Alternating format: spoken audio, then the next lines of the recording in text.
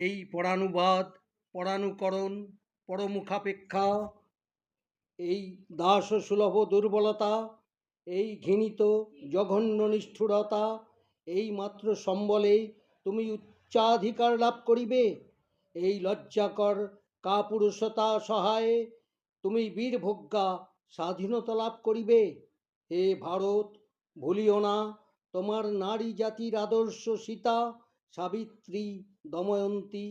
ভুলিও না তোমার উপাস্য উমানাথ, সর্বত্যাগী শঙ্কর। ভুলিও না তোমার বিবাহ, তোমার ধন, তোমার জীবন ইন্দ্রিয় সুখের, নিজের ব্যক্তিগত সুখের জন্য নয়। ভুলিও না তুমি জন্ম হইতেই মায়ের জন্য বলি প্রদত্ত।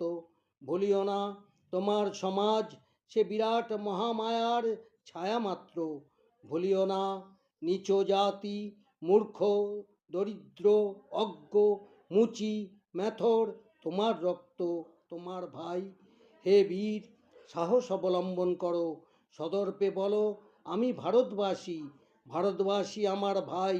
বলো মূর্খ বা ভারতবাসী, দরিদ্র ভারতবাসী, ব্রাহ্মণ ভারতবাসী, চণ্ডাল ভারতবাসী আমার ভাই।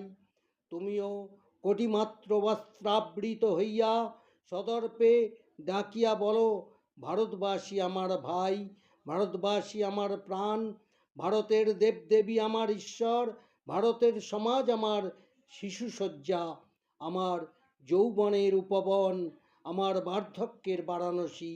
বলো ভাই, ভারতের মৃত্তিকা আমার স্বর্গ, ভারতের কল্যাণ আমার কল্যাণ।